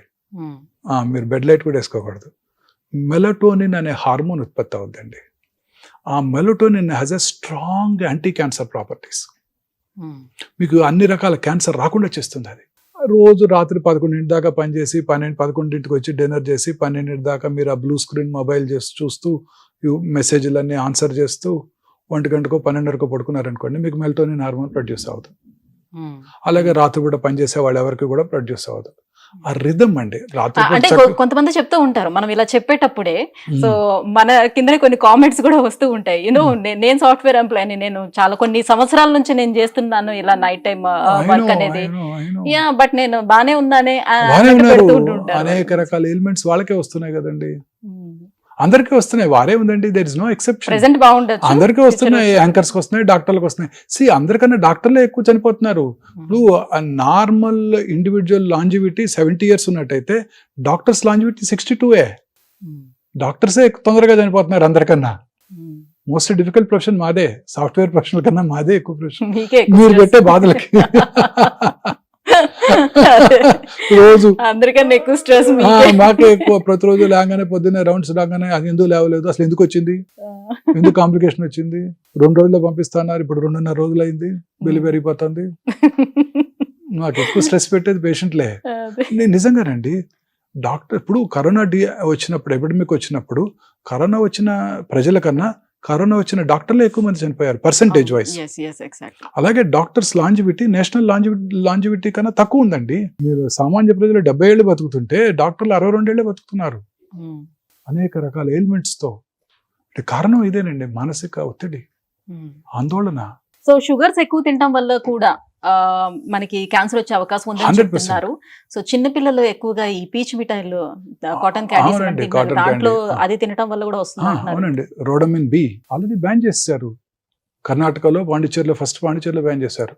ఇప్పుడు ఈ మంచూరియా, కలర్స్, ఆ red colour chilli 65 chilli chicken 65 అది గ్రేట్ మెడ్రాస్లో స్టార్ట్ అయింది ఆ బేకరీలో. చికెన్ 65 అందులో వాడే కలర్స్ అన్ని కూడా కర్ణాటకలో బ్యాన్ చేశారండి ఫుడ్ సేఫ్టీ అథారిటీస్. అన్ని రకాల ప్రాసెస్డ్ ఫుడ్స్ మేడం. ఈ చికెన్ 65లో వాడే కలర్స్, చిల్లీ పౌడర్లో వాడే సూడాన్ రెడ్, పసుపులో వాడే లెడ్ క్రోమేటు, రోడమిన్ బి, అనేక రకాల ఐస్ క్రీముల్లో వాడే ఎమల్సిఫైయర్స్, స్వీట్స్లో వాడే అనేక రకాలైన ప్రాసెస్డ్ కలర్స్, అజినమోటో, చైనీస్ ఫుడ్స్లో ఉండే అజినమోటో, ఎసెన్షియల్ కూడా బాగా అన్నీ అండి. ఇవన్నీ కూడా బిస్ఫెనాల్ ఏ, అన్నీ కూడా క్యాన్సర్ కారకాలండి. ఈ చాడ్ ఫుడ్ మీరు బాగా ఇష్టంగా తింటారా? తండూరి చికెన్, తండూరి పన్నీరు నేను తక్కువేనా? పోన్లేండి, అదృష్టవంతులు. ఆ బ్లాక్ కలర్ ఉంటుంది చూడండి, అందులో అనేక రకాలైన హైడ్రోకార్బన్స్ ఉంటాయి. అవన్నీ కూడా క్యాన్సర్ దారితీస్తాయండి. అన్ని రకాల food items, name any food item అండి. మ్యాంగోస్ మీద వాడే కలరు, వ్యాక్సింగు, తర్వాత ఫ్రూట్స్ మీద వాడే కలర్స్, ఫెర్టిలైజర్స్, పెస్టిసైడ్స్ అవి వదిలేసేయండి. ఈ కెమికల్స్ మన మధ్య సింగపూర్ ఎక్స్పోర్ట్ చేస్తే మన మసాలా పౌడర్స్ దాంట్లో కూడా బ్యాన్ చేస్తారు. మన ఆంధ్రప్రదేశ్ నుంచి ఎక్స్పోర్ట్ అయిన ప్రాన్స్ మన యుఎస్లో రిటర్న్ పంపించారు. క్రిమి సంహారక మందులు ఉన్నాయని, అవశేషాలు ఉన్నాయని. కొన్ని రకాల పికిల్స్ అక్కడికి ఎక్స్పోర్ట్ చేస్తే మన తెలుగు వాళ్ళు తింటారు కదా అని వాటిల్లో ఇన్సెక్టిసైడ్ ఉందని బ్యాన్ చేస్తారు. మీరు తాగే cool drink is just nothing but poison ma'am. Diet coke nothing but poison. ఇవన్నీ కూడా నాకు తెలియకుండా తీసుకున్నాను చిన్నప్పుడు. ఇవన్నీ నథింగ్ బట్. ఇప్పుడే డైట్ గురించి చదువుతూ ఉన్నాను ఈ మధ్య. ఇంకా ఐ స్ట్రాంగ్లీ బిలీవ్ తీసుకోవటం వల్ల కూడా క్యాన్సర్ ని మనం క్యూర్ చేయలేకపోతున్నాము. క్యాన్సర్ ని ప్రివెంట్ చేయడానికి మనం ఏం చేయాలి అంటే డైట్ ఏనండి most important. So now I'm working on diet. రోజు ఏదో ఒక వర్క్ చేస్తున్నాను డైట్ మీద, ఏదో ఒక రీల్ చేస్తూనే ఉన్నాను డైట్ మీద. మనం మన ప్రజల్లో అవగాహన పెంచి మంచి డైట్ కనుక వారు తీసుకుంటే అట్లీస్ట్ నెక్స్ట్ డికేడ్ లో క్యాన్సర్స్ తగ్గిపోవాలి. That is my aim now. So ఇవన్నీ కూడా అన్ని రకాల ఫుడ్ ఐటమ్స్, ప్రాసెస్డ్ ఫుడ్స్, ఇవన్నీ కూడా చాలా హానికరం అండి. పిల్లలు తినే చూరోసు, పిల్లలు తినే వాడు ఏమంటారండి చాలా రకరకాల ఐటమ్స్, పిజ్జాలు, బర్గర్లు అన్నీ కూడాను, కుర్కురేస్ అన్నీ కూడా. అసలు ఆ కుర్కురేస్ లో ప్లాస్టిక్ కూడా ఉంటుందంట, మైక్రో ప్లాస్టిక్స్. అన్ని రకాల ఫుడ్ ఐటమ్స్ కూడా డేంజరస్ అండి. ఓన్లీ ఫుడ్ లోని కలిపే కలర్స్ మాత్రమేనా, లేకపోతే మనకి ఇప్పుడు వాల్ పెయింట్స్ వేస్తూ ఉంటామా? అలానే ఇప్పుడు వినాయక చవితి కూడా వస్తుంది. సో వినాయక చవితిలోనే ప్లాస్టర్ ఆఫ్ ప్యారిస్ కి దానికి కూడా పెయింట్స్ వేస్తూ ఉంటారు అన్ని రకాలు హానికరమేనండి. న్యాచురల్ పెయింట్స్ వాడుకోవాలి. అందాక ఎందుకండి, ఇప్పుడు మీరు అన్నారే ప్లాస్టిక్ బాటిల్లో వాటర్ తాగితే మైక్రో ప్లాస్టిక్స్ మన శరీరంలో ఇంజెస్ట్ చేస్తామని. నిన్ననే ఫ్రాన్స్ లో ఒక స్టడీ జరిగిందండి. అక్కడ అన్ని చోట్ల గ్లాస్ బాటిల్సే వాడతారు. ఆ గ్లాస్ బాటిల్స్ లో కూడా మైక్రో ప్లాస్టిక్స్ ఉన్నాయి. మరి అదెలా వచ్చింది అని మీరు అడగాలి నెక్స్ట్ క్వశ్చన్. ఆ గ్లాస్ బాటిల్ కున్న లిడ్ ఉంది చూడండి, ఆ లిడ్ కింద పెయింట్ చేస్తారే, అందులోంచి వచ్చాయంట. సో ఎక్కడి నుంచి అసలు ఎస్కేప్ అవ్వడానికి ఛాన్స్ సో అది. సో పూర్వకాలం లాగా మట్టి పాత్రలు, స్టెయిన్లెస్ స్టీల్, దాని ఏమంటారు మన మరచెంబు, రాగి మరచెంబు, రాగి, ఇత్తడి, ఇలాంటివన్నీ. మళ్ళీ అల్యూమినియం డేంజరస్ మేడం. అల్యూమినియం పాత్రలో వంట చేయడం కూడా డేంజరస్ అండి. మరి చుట్టే అల్యూమినియం ఫాయిల్స్ కూడా పరోటాస్ కి, పుల్కాకి నాకు ఇంకా కూడా అల్యూమినియం ఫాయిల్ లో పట్టుకొస్తున్నారు. నేను కూడా అడిగితే మా క్యాంటీన్ లో మొన్నే చెప్పాను తీసుకురాకండి అని, ఎవరికి సర్వ్ చేయొద్దని. ఇప్పుడు మీరు క్విక్ కామర్స్ లో మీరు ఆర్డర్ చేస్తారు. ఇప్పుడు ఈ పాన్స్ అన్ని యూజ్ చేస్తున్నాం, ఇప్పుడు తగ్గిపోయిందండి, అన్ని అయిపోయింది. నాన్ స్టిక్ పాన్స్ అన్ని అవుట్డేటెడ్, ఇప్పుడు ఎవరు వాడట్లేదండి. కాస్ట్ ఐరన్ అవే వాడుతున్నారు అందరు కూడా. సో తర్వాత మీరు క్విక్ కామర్స్ లో ఆర్డర్ చేస్తారు ఇడ్లీ, ఆ బ్లాక్ ప్లాస్టిక్ కంటైనర్ లో వస్తాయి, చాలా అట్రాక్టివ్ గా ఉంటుంది కదా, చక్కగా ప్లాస్టిక్ స్పూన్ తో తినేస్తాం కదా. అవన్నీ 100% క్యాన్సర్ కారకాలు. పొద్దున్నే వైట్ ప్లాస్టిక్ లో వచ్చే ఇడ్లీ. నిన్న కూడా చాలా సంవత్సరాలు అయిపోయింది చోలే భతురా తిని మా అబ్బాయిని అడిగాను, ఎక్కడ దొరుకుతుంది చోలే భతురా అంటే హల్దీరామ్ లో బాగుంటుంది డాడ్ అని. మన సండే తెప్పిస్తే ప్లాస్టిక్ కంటైనర్ లో ఉంది, తినబుద్ధి కాలేదు ఇంకా. మా చిన్నప్పుడు ఇట్ వాజ్ వెరీ ఫేమస్. పాండిచేరిలో కాలేజ్లో, మెడికల్ కాలేజ్లో వన్స్ వీక్ సర్వ్ చేసేవారు. ఇప్పుడు అది గుర్తుకొచ్చి ఇన్ని సంవత్సరాలతో తెప్పిస్తే తిన్నారా లేదా? ప్లాస్టిక్ లో వచ్చింది లేదండి.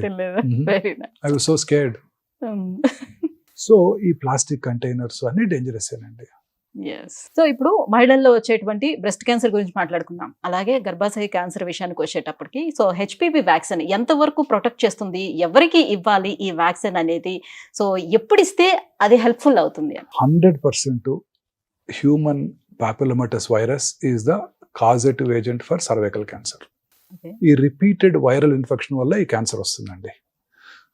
ఈ క్యాన్సర్ ఈజ్ ఒక ఇంట్రెస్టింగ్ టైప్ అండి. ఇదేంటంటే ఇప్పుడు కరోనా వైరస్ ఇన్ఫెక్షన్ వచ్చింది అనుకోండి, ఆ తర్వాత మనకి దాంట్లో యాంటీబాడీస్ డెవలప్ అవుతాయి. రెండోసారి కరోనా ఇన్ఫెక్షన్ వస్తే మనం దాన్ని చక్కగా ఓవర్కమ్ అవ్వగలుగుతాం కదా. ఈ వైరస్ ఎంత స్మార్ట్ అంటే హ్యూమన్ పాపిలోమాటస్ వైరస్ అది సర్వైకల్ ఎపిథీలియంలో ఉంటుంది, సెల్ లోపల ఉంటుంది, మన బాడీలో ఉండే ఇమ్యూన్ మెకానిజమ్స్కి చెక్కదు. Oh, okay. So that antibodies develop అవ్వవు. Okay. So repeated viral infections వాళ్ళలో వస్తున్నట్టయితే వాళ్ళలో అది క్యాన్సర్గా మారుతుంది. Okay. సో దీనికి గనక మీరు హెచ్పివి వ్యాక్సిన్ కనుక ఇచ్చినట్టయితే మన పిల్లలకి, అప్పుడు దాంట్లో ఇమ్యూనిటీ డెవలప్ అయ్యి ఆ రిపీటెడ్ వైరల్ ఇన్ఫెక్షన్స్ని ప్రివెంట్ చేస్తుంది. తద్వారా క్యాన్సర్ రాకుండా ఉంటుంది. ఐడియల్ ఏజ్ పిల్లలకి 9 to 14 years. ఇండియన్ గవర్నమెంట్ మొన్న ఈ మధ్యనే లాస్ట్ ఇయర్ బడ్జెట్లోనే అనౌన్స్ చేశారు, మన పిల్లలందరికీ కూడా వాళ్ళ గవర్నమెంట్ ఫ్రీగా వ్యాక్సిన్ అందజేస్తుంది. బాయ్స్ అండ్ గర్ల్స్ ఇద్దరికి? గర్ల్స్కి.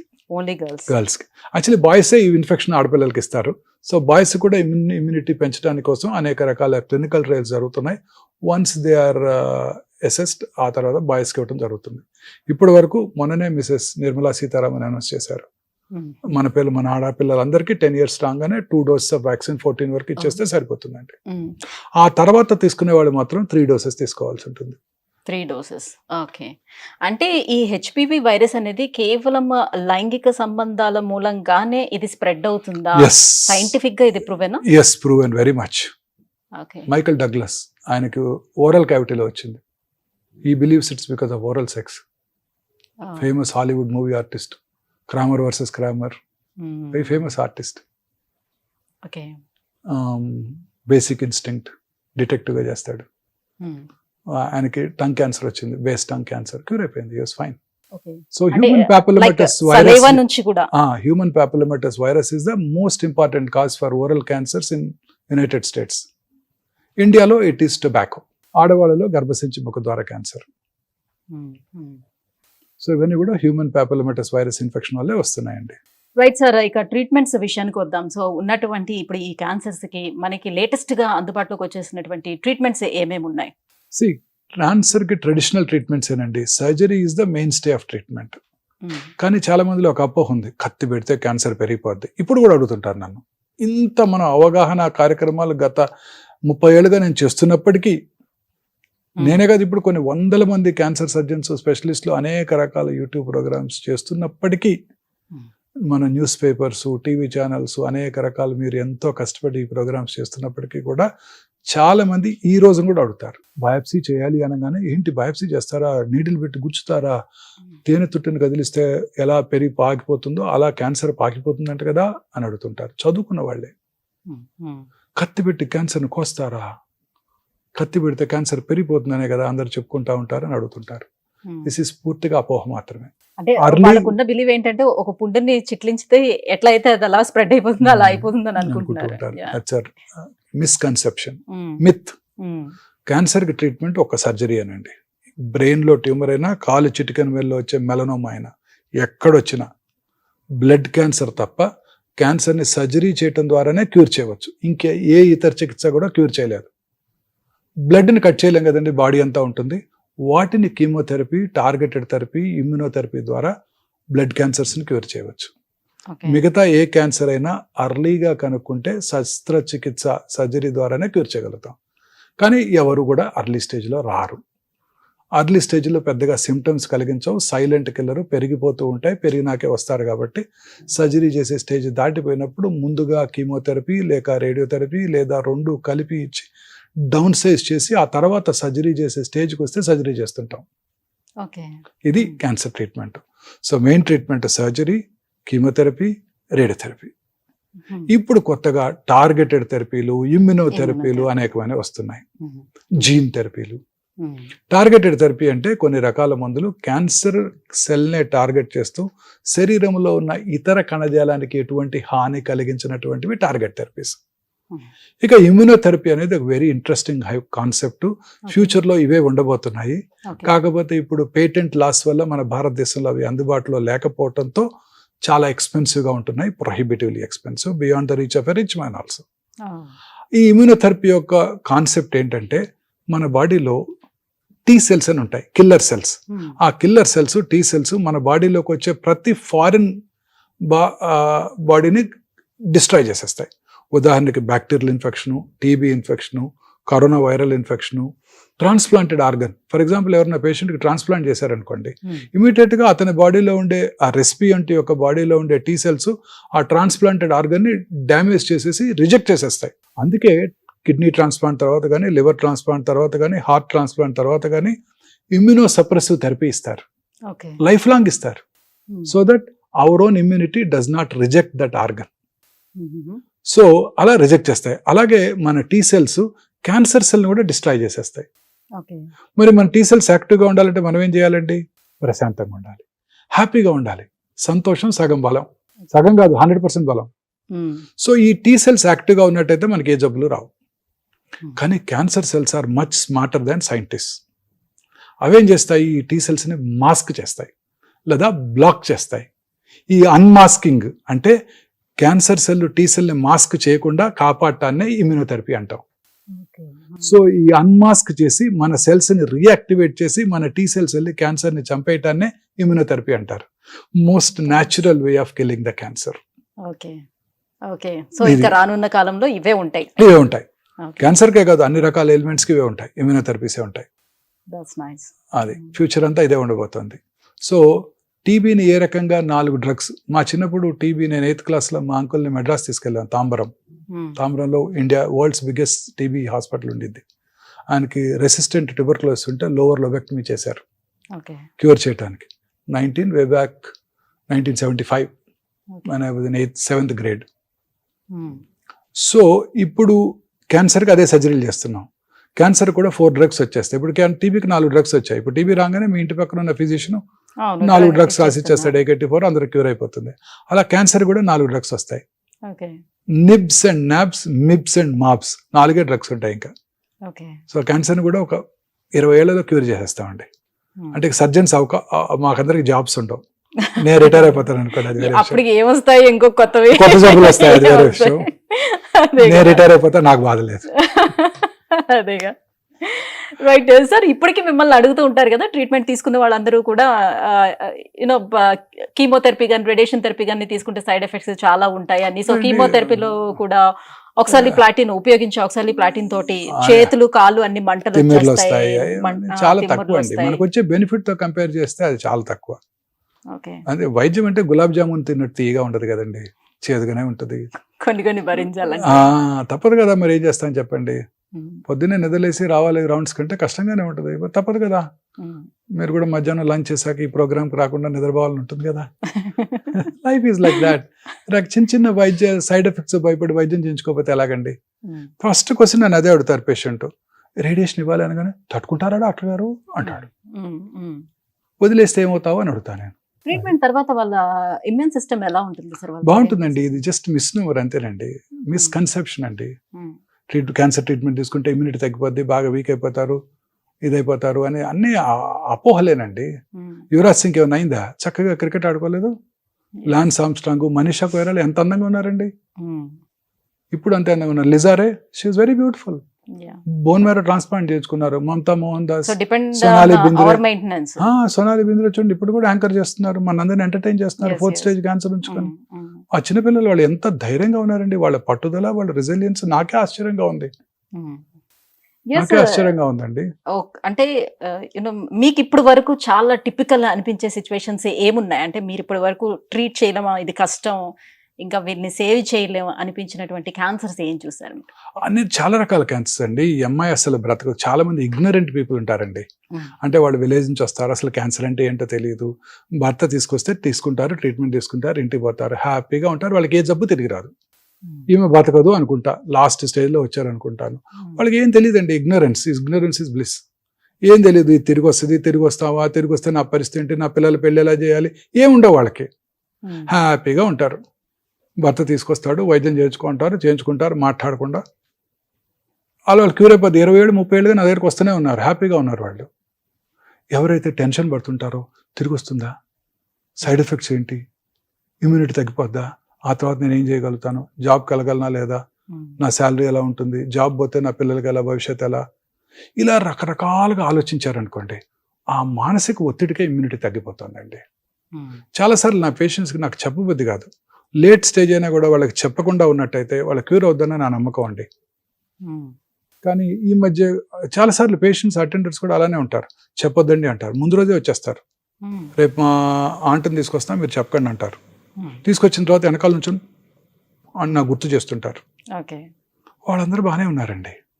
ఎప్పుడైతే మనం చెప్పామో నీకు క్యాన్సర్ ఉంది, వెంటనే తిరిగి వస్తా డాక్టర్ అంటారు. మనం అబద్ధం ఎక్కడ చెప్పగలమండి? తిరిగి రావచ్చండి అంటాం. పాపం వాళ్ళు ఆందోళనకు లోనవుతారు. ఇక జీవితాంతం ఎప్పుడు తిరిగి వస్తుందని ఆలోచిస్తూ ఉంటారు, మానసికంగా ఒత్తిడికి లోనవుతుంటారు. ఇదేమి తెలియని వాళ్ళు ఉన్నారనుకోండి కొంతమంది, ముఖ్యంగా స్త్రీలు. నా పేషెంట్స్ చాలా ఎక్కువ మంది స్త్రీలు ఉంటారు, ఎందుకంటే breast cervix is the commonest tumour. వాళ్ళకి ఏం తెలియదండి. హస్బెండ్ తీసుకొస్తారు, వైద్యం చేస్తారు, 6 నెలలకు వస్తారు, సంవత్సరానికి వస్తారు, చెకప్ చేయించుకుంటారు, ఇంటికి పోతారు. వాళ్ళకేం తెలియదు. బాగున్నానయ్యా అంటారు. వాళ్ళకి ఏ జబ్బు తిరిగి రావట్లేదు, టెన్షన్ లేకుండా, చీకూర్చుంతా లేకుండా భర్తకు వదిలేశారు, వాళ్ళ ఇష్టం. వైద్యం చేయించుకుంటారు, ఈయన ఆందోళన పడుతుంటాడు, వీళ్ళు బాగుతారు కానీ వాళ్ళు బాగానే ఉంటారు. సో రేపు చనిపోయే వాళ్ళకు కూడా మీ అబ్బాయి అమెరికా నుంచి మందు తెచ్చాడు అని చెప్పి తొలిస్థిద్ద నోట్లో పోసినా చాలా కాలం బతుకుతారండి.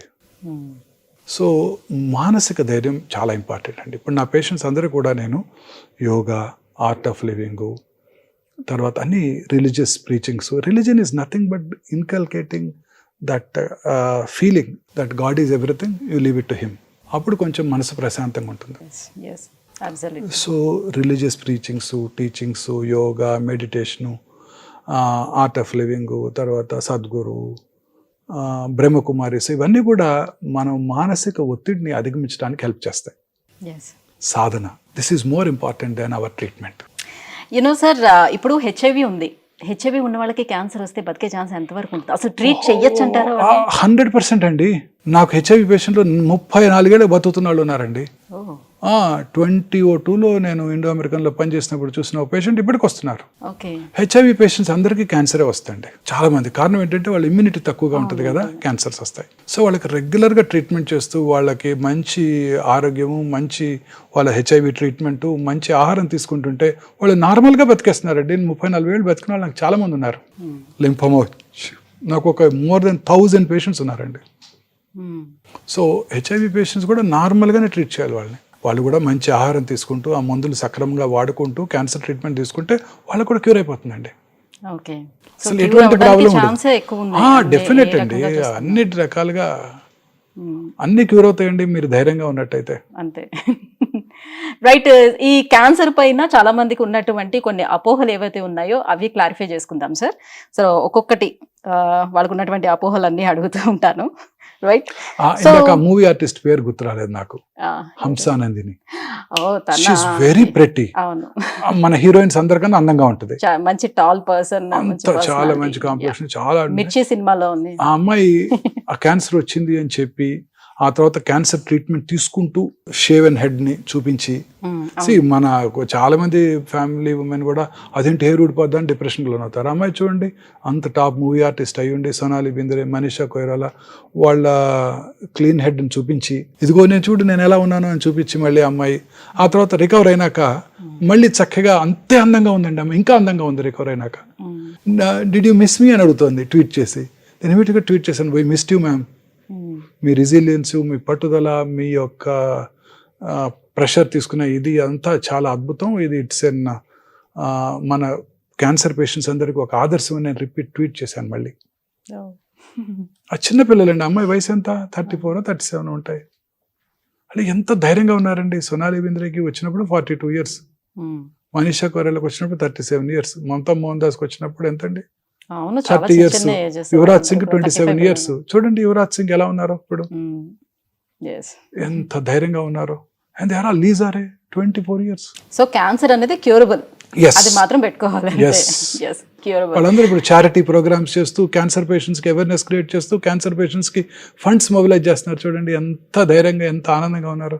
Yuvraj Singh today, I saw in the newspaper today, మొత్తం ఇంగ్లీష్ కెవిన్ పీటర్సన్, తర్వాత విరాట్ కోహ్లీ, తర్వాత సచిన్ తెండూల్కర్, వాళ్ళంతా కలిసి ఇంగ్లాండ్లో ప్రోగ్రామ్స్ చేస్తూ క్యాన్సర్ పేషెంట్స్కి అవేర్నెస్ క్రియేట్ చేస్తూ, క్యాన్సర్ ఫండ్ ఒకటి పెట్టి క్యాన్సర్ చారిటీకి, రీసెర్చ్కి వారు మనీ కలెక్ట్ చేస్తున్నారు.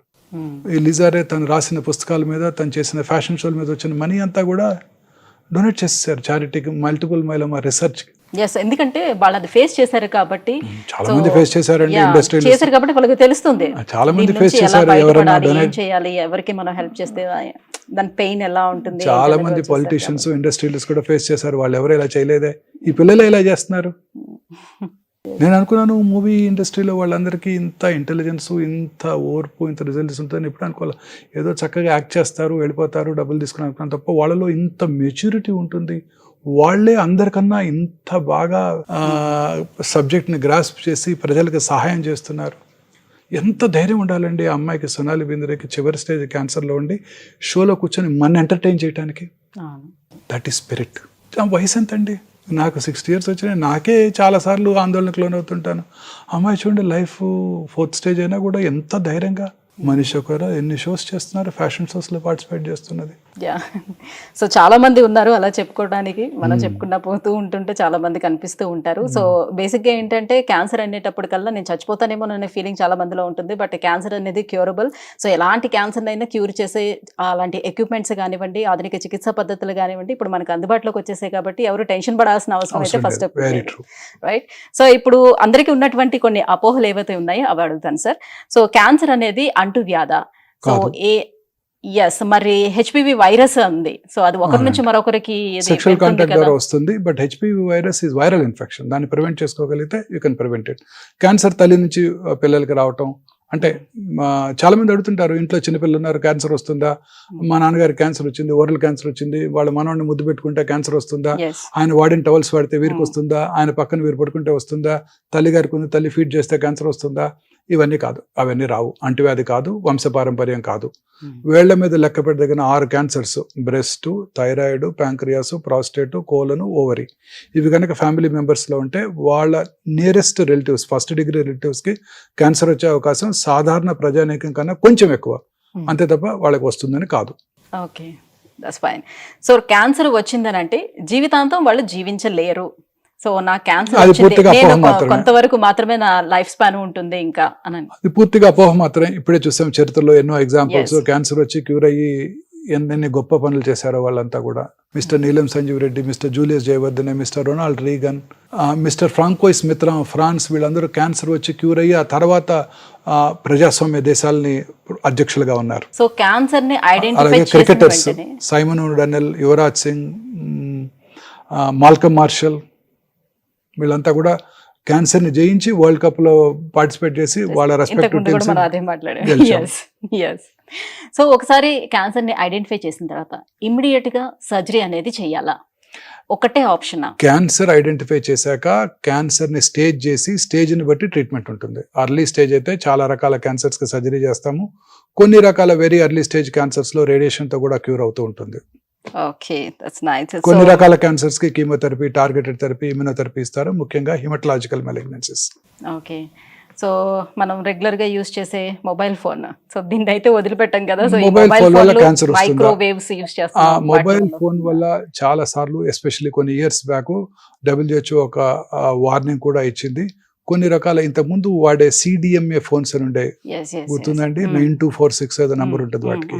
వాటిని ఎక్కువగా వాడటం వల్ల పెరోటిడ్ క్యాన్సర్, బ్రెయిన్ క్యాన్సర్ వచ్చే అవకాశాలు ఎక్కువ ఉంటాయి. సో ప్రిఫరబుల్లీ పిల్లలందరూ కూడా మొబైల్ ఫోన్స్ని వాడకం తగ్గించుకోవాలని అప్పుడు వార్నింగ్ ఇచ్చారు.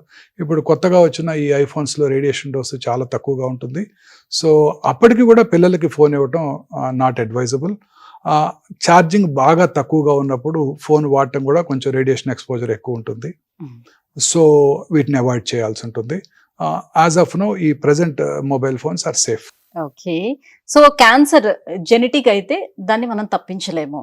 కొన్ని రకాల క్యాన్సర్స్ BRCA1, BRCA2 మ్యూటేషన్ ఉంటే వారికి 100% బ్రెస్ట్ క్యాన్సర్ వచ్చే అవకాశం, 80% ఓవేరియన్ క్యాన్సర్ వచ్చే అవకాశం ఉంటుంది. వాటికి ప్రొఫైలాక్టిక్ మాస్టెక్టమీ, ప్రొఫైలాక్టిక్ ఊఫరెక్టమీ చేయించుకోవడం ద్వారా క్యాన్సర్ రాకుండా చేసుకోవచ్చు. మిస్ ఆంజెలినా జోలీ, తల్లిగారికి ట్రిపుల్-నెగటివ్ బ్రెస్ట్ క్యాన్సర్ ఉందని తెలిసి world top Hollywood movie heroine, వారు 2011లోనే ఈ BRCA1, BRCA2 టెస్ట్ చేయించుకొని వారికి పాజిటివ్గా ఉండటంతో ముందుగానే 2 బ్రెస్ట్లు, 2 ఓవరీలు తీసేసుకొని ఇప్పుడు హ్యాపీగా మూవీస్లో యాక్ట్ చేస్తున్నారు. ఓకే, సో ఓవరీస్ తీసేయడం వల్ల ఎలాంటి ఇబ్బంది ఉండదండి, క్యాన్సర్ రాకుండా పోయింది. కొన్ని రకాల హార్మోన్ తగ్గిపోవడం వల్ల, అర్లీ మెనోపాజ్ వల్ల ఆస్టియోపోరోసిస్, కరోనరీ ఆర్టరీ డిసీజ్ వచ్చే అవకాశాలు ఎక్కువగా ఉంటాయి. వాటిని మేనేజ్ చేసుకోవచ్చు. బట్ తీయకపోతే 100% క్యాన్సర్ వస్తుంది ఆ అమ్మాయికి. అంతే. సో ఇంతకు ముందే అడిగాను ఈ క్వశ్చన్, షుగర్స్ ఎక్కువగా తినటం వల్ల క్యాన్సర్ అనేది ఎస్, వస్తుందా? షుగర్ ఎక్కువగా ఇప్పుడు చాలా మంది పేషెంట్స్ కూడా అడుగుతుంటారు, రికవర్ అయిపోయిన తర్వాత షుగర్ తింటే క్యాన్సర్ వస్తుందా? అన్ని తగు మోతాదులో తీసుకోవాలి. ఈ వైట్ షుగర్ మాత్రం ఖచ్చితంగా తక్కువగా తీసుకోవటం, దాని బదులు fruit sugar. Carbohydrates 50%, protein 30%, fat 20% తప్పనిసరి మీకు నాకు పేషెంట్ కూడా. సో ఆ కార్బోహైడ్రేట్ ఎలా తీసుకుంటాం అనేది మోస్ట్ ఇంపార్టెంట్. ఈ రిఫైన్డ్ వైట్ షుగర్ కన్నా రా షుగర్స్, ఫ్రూట్స్ నుంచి వచ్చే sugars are far superior. So cancer treatment తీసుకున్న తర్వాత ఎప్పటికైనా ఆ దుష్ప్రభావాలు మన పైన ఉంటాయి. సో లైఫ్ లాంగ్ మనం ఆ సైడ్ ఎఫెక్ట్స్ అనేది భరించాల్సి ఉంటుంది. అలా ఏం ఉండదండి. చాలా ఎగ్జాంపుల్స్ చరిత్రలో చెప్పాను, వాళ్ళందరూ హ్యాపీగా ఉంటున్నారు. Cricketers, movie artist, politicians, ex presidents అందరి గురించి చెప్పాను. ఆ సైడ్ ఎఫెక్ట్స్ ఏమి ఉండకుండా ఉండటానికి ఏం ఏమి చేయాలంటారా? ఏం ఉండవండి వాళ్ళకి, ఏమి ఉండవు. రొనాల్డ్ రేగన్ గారికి ఏం లేదు, ఆయన క్యాన్సర్ వల్ల చనిపోలేదు, అల్జీమర్స్ డిసీజ్ వల్ల చనిపోయారు. ఓకే. ఫ్రాంకోయిస్ మిత్రానికి ప్రాస్టేట్ క్యాన్సర్ ఉండింది, జూలియస్ జేవదనకి ప్రాస్టేట్ క్యాన్సర్ ఉండింది, వారు కర్నరీ ఆర్టరీ డిసీజ్ వల్ల చనిపోయారు. మిస్టర్ నీలం సంజీవ్ రెడ్డి గారికి లంగ్ క్యాన్సర్ ఉండింది, వారు కార్డియోమైపతి వల్ల చనిపోయారు 15 ఏళ్ల తర్వాత, 20 ఏళ్ల తర్వాత. ఓకే. So fine. క్యాన్సర్ అంటే మరణ శాసనం కాదు. yes, it's not like writing an obituary note. మీరు ఇన్ని ఎగ్జాంపుల్స్ చెప్పిన తర్వాత కూడా ఇంకా అది మరణ శాసనం అని అనుకుంటే ఎలా అవుతుంది? Foolish. సో ఎప్పుడు కూడా వాళ్ళ అబ్జర్వేషన్ లో లైఫ్ లాంగ్ ఉండాల్సిందేనంటారా? ట్రూ, రెగ్యులర్ చెకప్ లో ఉండటం మంచిది. ఇప్పుడు నాట్ దట్ ఆ క్యాన్సర్ తిరగబెడుతుందని కాదండి. ఇప్పుడు ఓరల్ క్యావిటీలో బక్కల్ మ్యూకోజాలో క్యాన్సర్ వచ్చింది అనుకోండి, వాళ్ళకి అదే ఏరియాలో ఇంకో చోట వచ్చే అవకాశాలు ఎక్కువగా ఉంటాయి. రెగ్యులర్ స్క్రీనింగ్ చేసుకుంటూ ఉండటం మంచిది. Thank you sir, thank you so much. Me precious టైంని మాకు స్పెండ్ చేశారు, ఈ క్యాన్సర్ల పైన ఇంత అవగాహన కూడా కల్పించారు. సో అందరికీ ఉన్నటువంటి అపోహలను కూడా క్లియర్ చేశారు. Thank you so much. Thank you అండి, నమస్తే.